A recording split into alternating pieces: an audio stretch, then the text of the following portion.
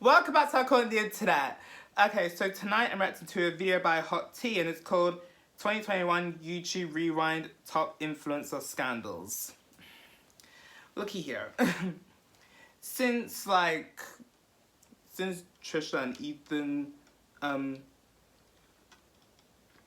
started beefing, I have not really paid attention to any YouTube drama at all. Right? The last one I remember off the top of my head, apart from Trisha and Ethan supposedly now beefing, is James Charles's holding myself accountable video. Where he tried to justify everything by saying he was desperate. Yeah. Yeah, that long ago. I've not paid attention to YouTube drama since. So I don't know. Well, got my own person to deal with. I was out here trying to get my degree. So yeah. Barely. But yeah, without further ado, I'm about to get into his reaction.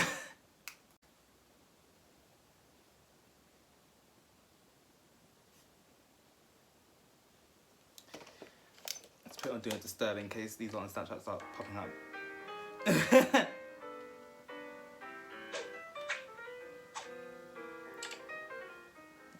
believe I'm going to probably need a stronger drink for this one.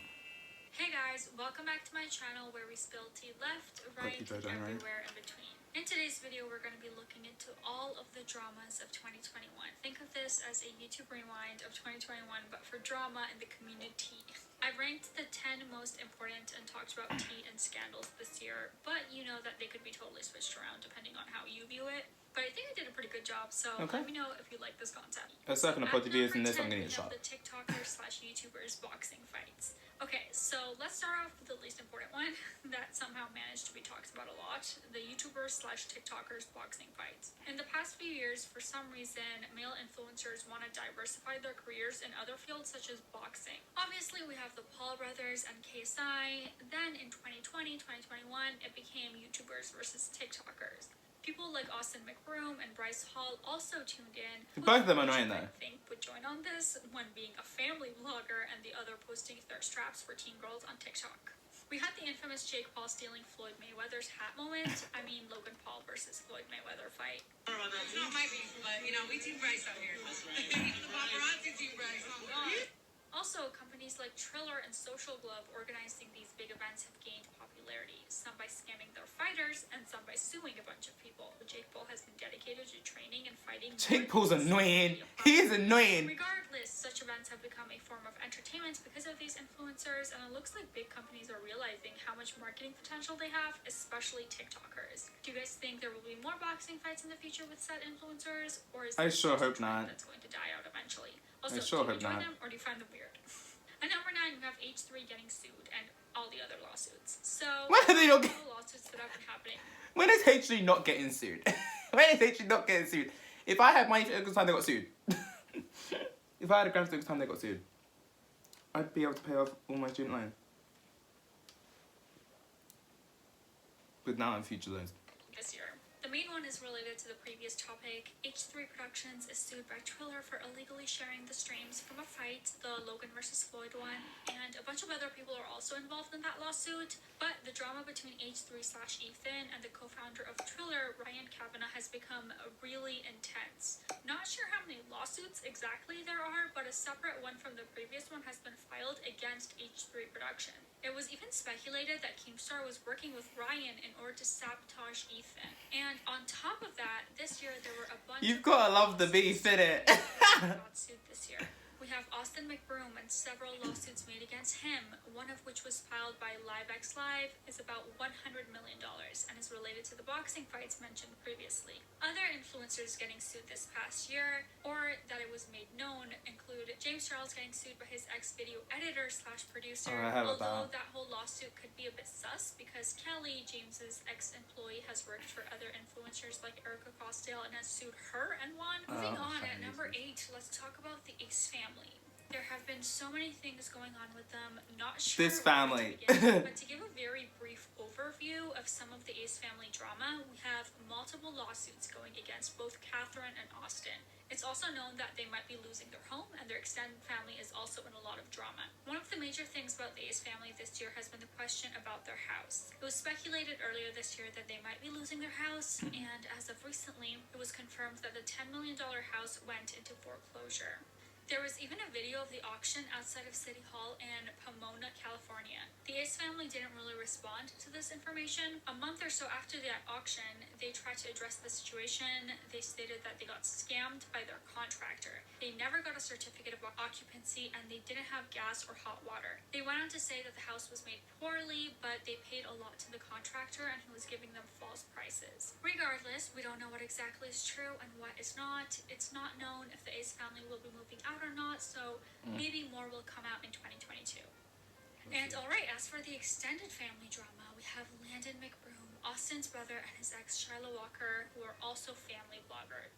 Is Pizza Hut stuffed crust the greatest? Family vloggers always in heat. Something. Who knows? But it makes That's why I've ever had a family. I would not be on YouTube. I would not be putting them Her on family YouTube. channel is called This Is LNS and has almost 3 million subscribers, and it was all about them and their daughter. The channel still exists, but no longer has videos on it other than the one where Shyla explains what they're going to do further on. Each of them has their own channel and are uploading videos separately. Over the last year, they have broken up and have a lot of drama between each other. Landon has basically tried to portray his ex to be the crazy one. Meanwhile, Shyla has exposed him and his lies, as well as the manipulative behavior him and his mom have put her through. There was drama revolving the engagement ring, how it was all a brand deal and that Shyla actually paid for it. Landon was acting like he didn't know what to do with the ring after they broke up, especially because it was custom made with Shyla's initials. It was a mess, as expected. Any Ice family related content is messy. Moving on, as we mentioned before, Austin got sued because the company he got involved with to hold the YouTubers versus TikTokers fight event allegedly didn't pay the fighters. Big yikes. Yet another scam the Ace family got themselves into. Speaking of boxing fights in Austin, he was really cocky leading up to his fight with Bryce Hall. It was so cringe and awkward to watch him diss Bryce and all that. Although he won, we got the "I never claimed to be a fighter" meme for Bryce, as well as Tana Mojo's "On God" quote. So I guess all of these fights benefited the meme community somehow. At number 7 would be the comeback of our one and only Shane Dawson, ex-unproblematic. Why not surprised this was coming? I forgot he even came back, but hey ho. Yeah, I guess the money dried up so he came back. What can I say? If you guys have followed any of last year's tea and drama, you would know that Shane Dawson's involvement in Dramageddon 3's scandal was a big shock. On top of that, as soon as people realized Shane was not as unproblematic and drama-free, they started digging up his old and recent controversies. Shane started getting heat about the situation, and he tried to address it in the infamous Welcome to the Circus Twitter post. His racist past and horrible jokes/behavior got brought up to the surface, and he kind of acknowledged that, but again, not really. He was in a lot of hot water, people were angry and shocked, he even got his channels demonetized. Not the IG Live. He started privating videos and tried to save himself. Unfortunately for him, people were not buying it. Fast forward to the end of 2020, Shane did come out of the shadows every now and then. He would post stories on Instagram, he was on a podcast of Ryland's where they talked about the loss of their cat. And moving on to 2021, Shane would keep on appearing here and there in Ryland's vlogs. He would also be more and more active on Instagram, sharing his new merch. Before his friendship with Trisha Paytas ended, she spilled some tea that he planned to come back in the beginning of 2021. However, then things with Shane and Trisha went south due to some previous drama and the relationship ended. People were still hesitant whether or not they wanted Shane to come back. His core audience seemed to want him back really bad. I don't even care. Trisha's influence at the time and popularity because of frenemies, she sort of held some of the opinions on Shane. People were sliding with her and the way Shane acted towards her. She was the supposed victim in that situation, although we now know that the truth is probably somewhere in the middle. People were really curious to see if Shane would ever come back, and he did. Again, he was showing up in Ryland's vlogs, then in another episode of The Sip, and then he posted a 3-part series of The Haunting of Shane Dawson. Poor Ryland though. He get. Let me put this right now. But poor Ryland though, he's actually getting the blame for everything, right? Anything bad Shane does, literally Ryland just getting like the hits for all of it. Well, he's half of it. The first part of the series, and the rest of the videos were about conspiracy theories just- and pretty similar I to just pay this shit fast. I can't be a honest. lot of his supporters were really excited to see him back on the internet, and if you look at his comments, they're pretty positive, but when you look at summaries and videos on Shane, the perception is quite different. At number 6, we have the Free Britney movement. Yes. Unless you've been living under a rock, Britney Spears is finally free from her conservatorship. For the past 13 years, Britney Spears has been under her father, Jamie Spears' conservatorship since her dramatic breakdown, which culminated in hospitalization and rehab. People have been extremely vocal and supportive this year, trying to help Britney Spears get rid of her conservatorship. This has been going around for a long time, but previously it was just a theory, and now it's been proven to be an actual issue. The movement became popular in 2019 after the emergence of allegations involving Spears' time in a psychiatric facility earlier this year. Conservatorship was terminated on November 12th, 2021. A lot of celebrities showed support to Britney, including Miley Cyrus, Mariah Carey, Paris Hilton, and many, many others. Several documentaries have come out, one of which really helped to spread the word, called Framing Britney Spears. It came out in the beginning of 2021, streamed on FX and Hulu. Later on, Netflix also came out with a documentary of the outcome of the movement and the battle to end the conservatorship.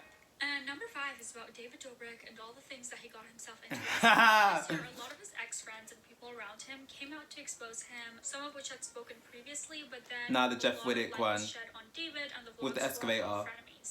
The first thing is all about the puzzle scam. Basically, David came out with this puzzle that had a price of $100,000. It was this Fucking giant hell, bro. QR code puzzle worth $30, and if you scanned it, it takes you to a link, and you put a special code, and you can see what you want. The money prize was ranging from anywhere between 25 cents to $100,000. People thought that this puzzle was basically like a lottery ticket or gambling, and that it's really sketchy. The winner that was picked was also suspicious. People thought it was all a PR move because it was a teacher who wanted to help her class. One of the major things that David got exposed for was the SAs that happened in the vlogs. The first one was about another ex-member of the Vlog Squad, Seth Francois. In a prank vlog, David got Seth blindfolded and to believe that he was going to be kissing Corinna Kopf. Instead, he kissed Jason Nash, who was in a gorilla costume. In a video from 2017, he was kissed by Jason Nash while seemingly under the impression that it would be a woman. Seth said he never consented to this prank, and that has traumatized him ever since. Another SA that occurred was also revolving around a vlog on David's channel and included another member of the Vlog Squad, Dirty Dom, and a friend who got invited to a vlog. That guy's a squad. pev. The victim said Dirty that Dom's in the actually a pev. 2018 vlog, she No. was too intoxicated to consent to have sex with Dirty Dom during the night that they were filming the vlog. The woman said that she was SA'd and that she believes in the video's portrayal of the sex as consensual is inaccurate. There were accusations that other members of the Vlog Squad bought alcohol for the girls who He's were a under creep, the he's a legal fab, age of everything in drinking between. in the US, which is 21. There were also images from security cameras showing the alleged victim was clearly too intoxicated. David addressed the situation, although the public didn't seem to accept his apology because it didn't really seem genuine. The apology was also addressed to other accusations and things that had come up around the time. He then followed up with another one which seemed a little bit better, but people were not really buying it. I'm sorry, Jeff revealed he injured I'm his just daughter screenshotting while number 1 is. swinging from an excavator that You David just see was it, that's controlling. it, That done. one is quite graphic, and we're going to brush over it. We have videos on all these topics, so you guys can check them out. And the last one is that a lot of people were actually excited that David wasn't able to return to the US, although he got his issues resolved and he came back. And number 4 goes to James Charles and his Snapchat that should get deleted.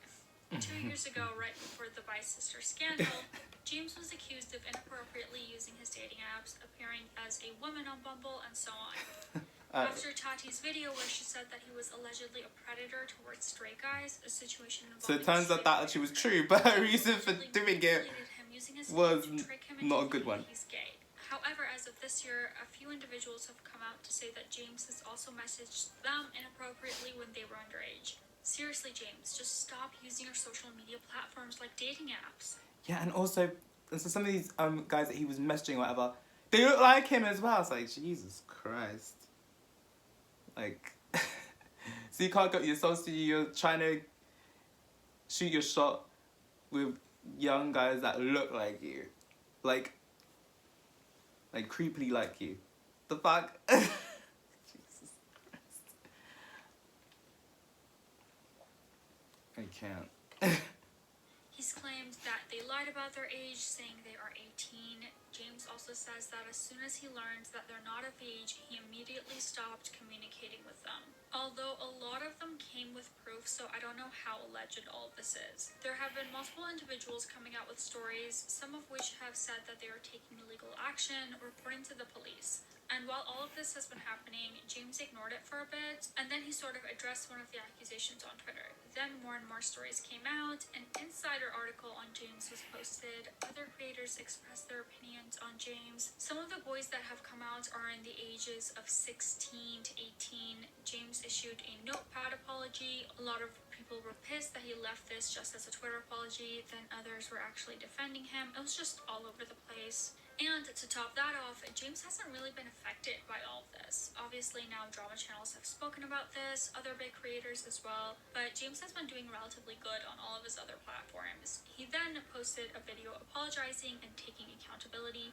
Somewhere around that time, Morphe also dropped him, which is a big deal since they've been one of the biggest I'm pulling shots off this because I'm going out, so major yeah. success. I even have his palette. I hate myself. And to see them drop him must have been a wake-up call to him or to his fans. But before we get into the top 3 of the YouTube Rewind tea, here are a few honorable mentions. First, we have the Astroworld tragedy. This is absolutely no tea or drama, in no way, shape, or form trying to make light or fun of the victims and their families, but it was a really controversial topic towards the end of the year, so I think it should be mentioned. To give you the gist of it, if you're somehow unaware of this tragedy, the Travis Scott's Astroworld Festival was a poorly organized mess. Many young people, as young as 9 years old, lost their lives at the event due to lack of security measures. Many lawsuits were filed against Travis Scott and his management. Many people were upset over the lack of acknowledgement and negligence on behalf of the organizers. The outcomes of this event were truly devastating, and more has come out of the situation.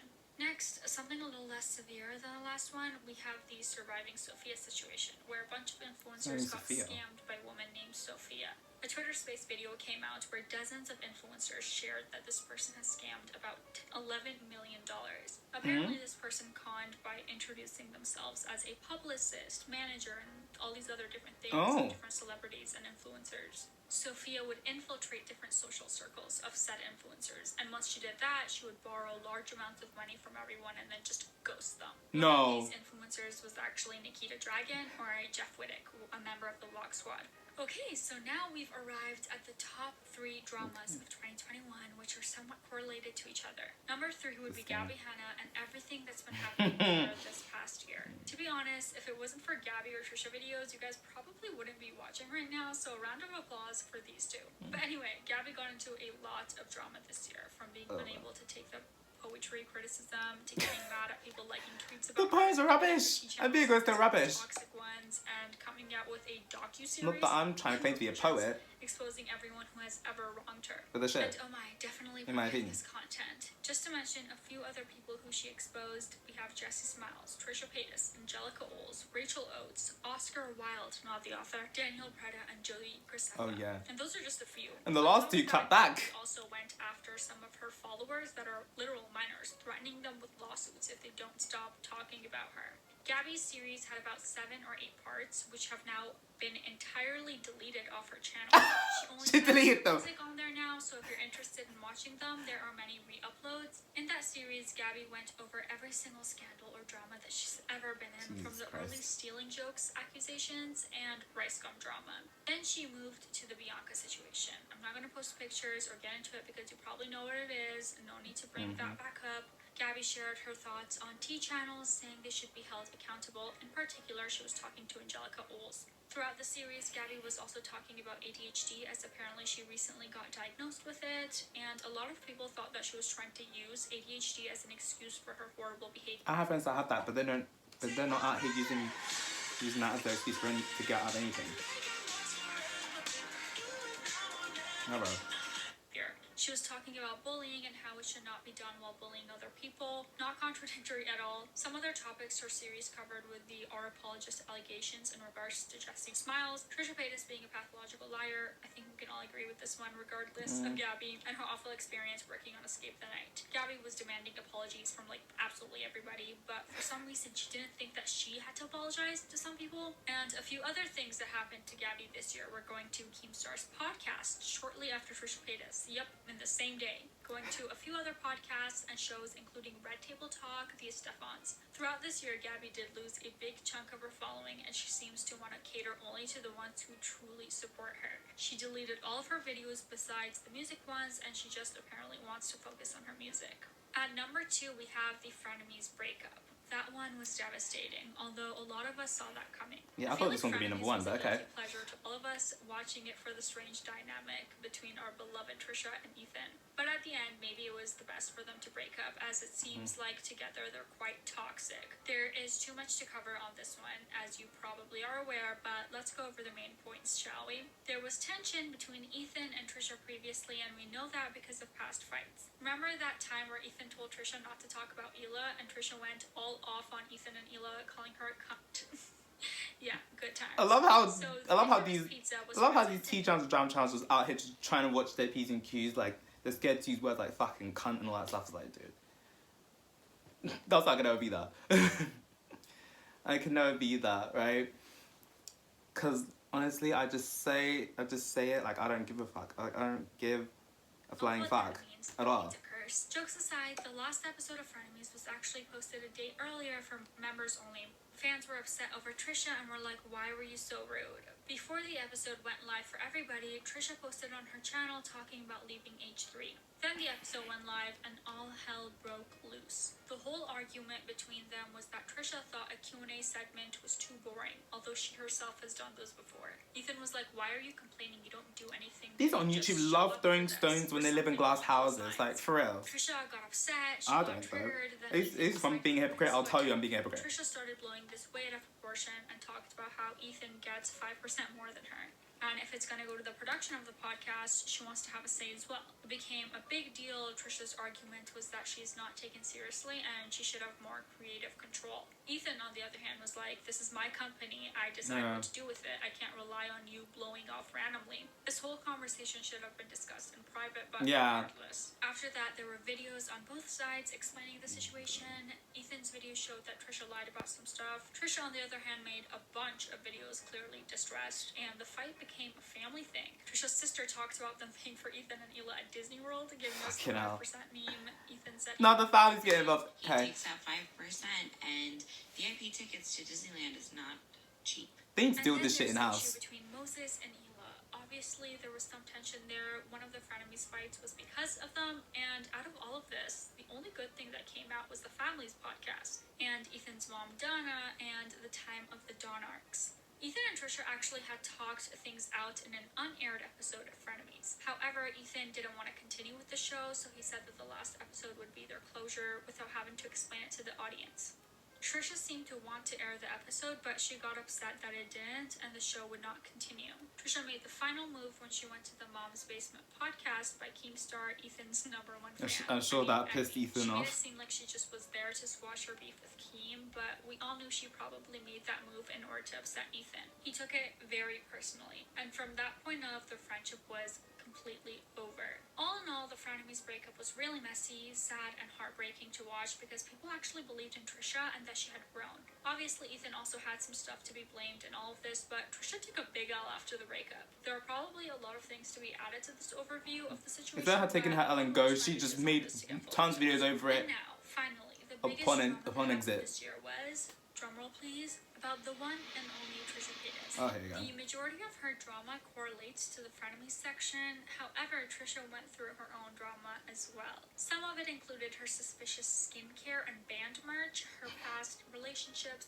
and abusive behavior, as well as a lot more of her past, including racism, trolling, and much more. Her skincare collaboration got exposed by a customer who received a poorly packaged product, resulting in bad customer service. Oh yeah, I heard about that. After a few months, Trisha's collab was nowhere to be seen, and apparently the people that she partnered with were not licensed aestheticians or dermatologists. Her band merch also has been not the best. Trisha claims to sell out almost all of the collections that she puts out, although she is still promoting limited quantities that were not sold out. Trisha also became the Thanos of religions and spirituality, taking the quote, "gotta catch them all" way too seriously. She started off her journey by converting from Christianity to Judaism, and I'm using the word converting way too loosely. And then at one point she decided to be all spiritual and talk about crystals, then became her new form of Hare Krishna, making fun of yet another religion. Then she became interested in Islam for a second, although she did not know the name of the Muslim religion. And as of recently, she is interested in being part of a pagan religion, Wicca. Obviously, people were not excited to see her try out religions and make fun of their tradition. There is nothing wrong with becoming more spiritual or religious or even expanding your research, but Trisha's take was way out of line. And a lot of Trisha's past got exposed. Her past relationships, mainly her most public relationships with Sean Vanderwilt, Jason Nash. Yeah, I saw a video about this Scotty one. We know that she has been physically, mentally, and emotionally abused. That was sad.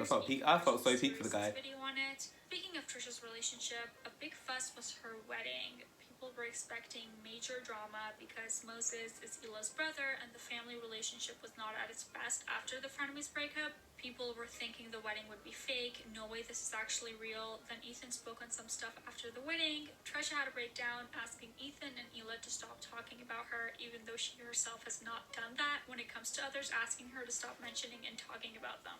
Something to point out, Frenemies was Trisha's redemption arc, but since falling out, people have noticed that she hasn't changed one bit, and from someone who was untouchable, she actually got somewhat cancelled.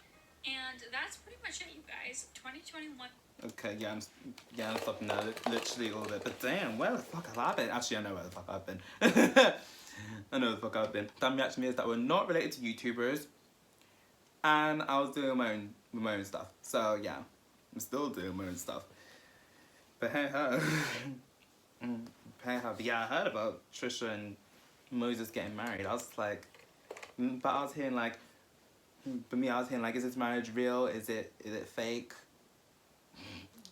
I thought it was a joke. I thought it was just clickbait. But damn.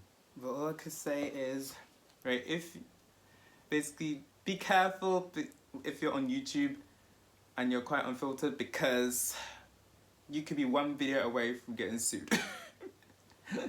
Just saying. Depends on how much of a following you have, really, to be fair.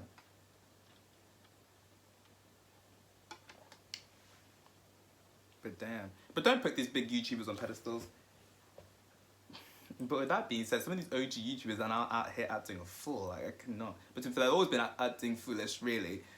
It's just that it's rearing its ugly head now, years later. Some of them are petty as hell, right? Like, even though I didn't pay attention to YouTube drama that much, I saw the one about Escape the Night, right? Gabby had a video about Escape the Night, and then Joe started making a video on it. I was like, Jesus Christ, you could have just settled this in a tweet instead of just making a whole ass video about it. But whatever, just whatever you do, it is what it is. That's just my opinion on that. But honestly, it's no skin off my nose. I think the drama's entertaining as long as it's not my own. So yeah. Thank you, Hot Tea, for this video. Yeah, so that's it from me. Like, subscribe if you want. I post if and whenever I feel like it, and I'll see you next one. Bye.